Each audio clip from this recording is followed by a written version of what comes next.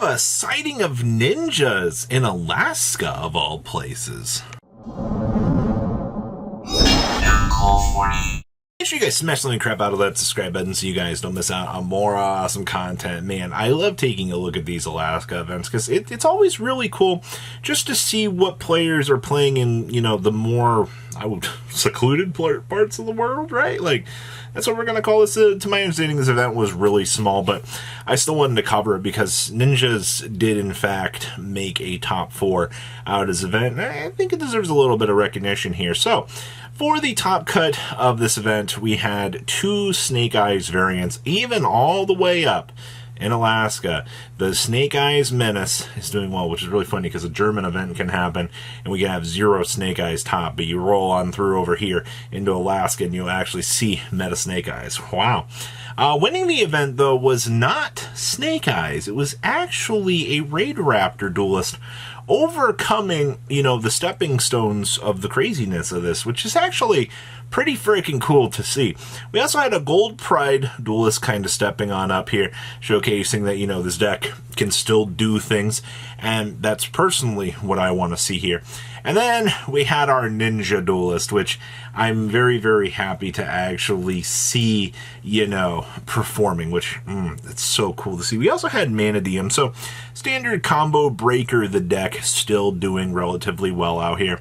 And we also had Tyr and Orcust. Actually, it's kind of funny. I was like, you know, we're all the way up here in Alaska. You know, maybe we would see a combination hybrid of these. No, they're both separate decks. So to see, you know, standard Tyr still does Tyr things, and then we still have Orcust helping us out here in showcasing, you know, hey, you know, we can still do things. But overall, you had your meta present. Raidraptors being able to kind of overcome some of the meta, personally, I think is really, really cool. Let's pass on over to those deck lists. Alright, so winning our event here is actually Raidraptor, as we've said for the 19,000 times here. And they're actually playing the Swallow's Cavalry, which is actually pretty cool to see because, honestly, I thought that the only deck that would be playing this would be Flonderies, considering the fact that, you know, it's a little bit heavier of a cost in a build like this.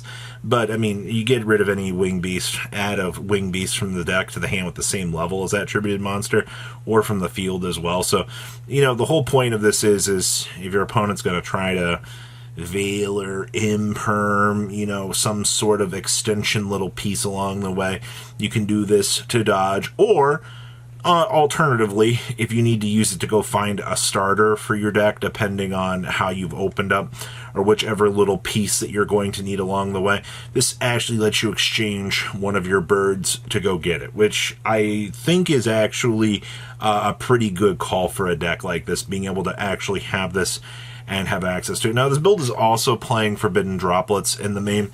I actually can get behind this. The big reason for Droplets is sometimes, especially with how diverse this was, and also especially for the location of this event, you're going to have a good idea of what other players are going to be bringing to the table. So you can make more metagame decisions to play things like this and actually home in on your competition. Now, what I do find interesting, especially for this being, I think, a little bit smaller of an event, we're only playing 2 Nibirus. I feel like this would have been a pretty easy choice to try to extend and push 3 of these, but especially, you know, you did have 2 Snake Eyes duels present. You want to make sure you can have the easiest matchup you can. And this build also is playing triple copies of Droll.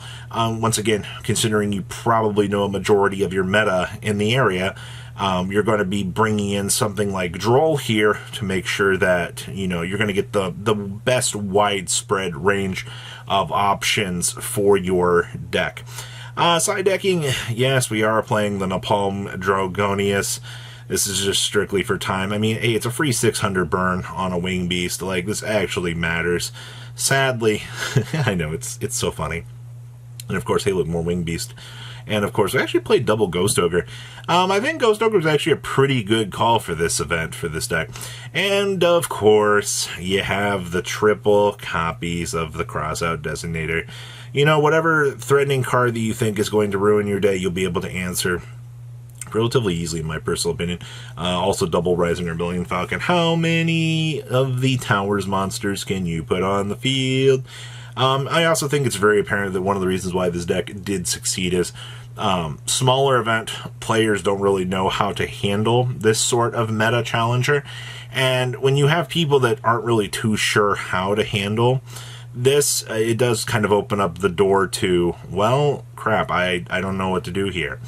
All right, next up here, we have some pure Snake Eyes for you today, and honestly, seeing some differences in the Snake Eye categories also always kind of welcome here. Of course, as per most of your meta decisions here, we are playing the Triple Cross out. What hand trap do you want to stop? Yeah, that's why we actually play this card.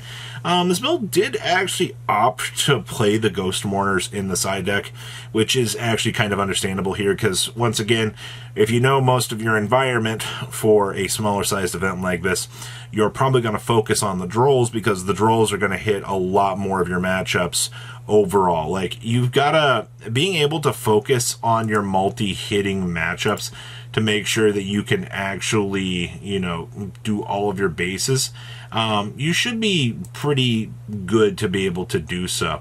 Outside of that, I do think that you've got a lot of things to kind of consider for what you're trying to do for a deck like this, which is actually, I think it's pretty good for your at least options to kind of mess around with fire.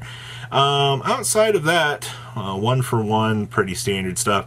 Ghost Mourner, Moonlit Chills. Yeah, everything that you see here, I think, is pretty normal. Yeah, gotta love those summon limits, man. Being able to still detour the opponent, like, it's so good.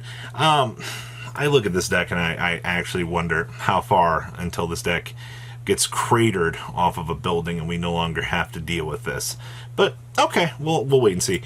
And then there is the Ninja Duelist. First of all, I am very happy to see Ninja doing well. That's the first thing I want to say here. Second of all, these ratios are wonderful. I'm happy to see 2 Green Ninja, first of all. So many of these builds have been sifting around on, you know, do I play 2 or 3 Green Ninja? You know, there was a time where we did see the Green Ninja get destroyed in terms of ratios, and people were like, well, you know, maybe you only play the 1, you know, maybe you try, you know, something else. You've got an argument, I feel like, for either or here, which is fine. Outside of that, I do see that we are playing the 1 Tenshi Kaimei down here in the side deck. I do find this card to be like a pretty cool little addition to these decks. We've seen this kind of pop up in the past with some of these decks actually being a little side option along the way, which, yeah, that or main deck, honestly. You're still playing the 1 copy of the equip. I really wish that this deck didn't have an equip that it had to focus on with these builds, which is kind of annoying when you kind of think about it. You're like, ugh. You know, I guess this is Konami's way of trying in-house archetypes. And we're actually playing 1 copy of Geo as well. I can't tell if Geo was... It's been so long since I've seen ninjas. I can't tell if Geo was a one-of in builds. I don't think it was. I also find it interesting. Holy moly, man. We have so many books down here in the side deck. Like, you go ahead and pick your poison and you're good to go, honestly. Like, I'll take that. Outside of that, I know that this event is in the middle of nowhere for some of you. And I know that a lot of people are going to be like, wow, you know, Alaska, yes. But you've got to remember, these communities love having the chance to be recognized for their accomplishments. There are duelists all over the world, and I try to cover whatever events we actually can to actually see, you know, these growing communities and show that anywhere in the world, people can enjoy the Yu-Gi-Oh! Trading card game. It's not just about, you know, what we're seeing in the here and now. This game is worldwide, and there is so much to be explored with it. So, congratulations to Ninjas for making a splash up in the Arctic. Just kidding, up in Alaska. You guys have a good rest of your day, all right? Patrons! Thank you.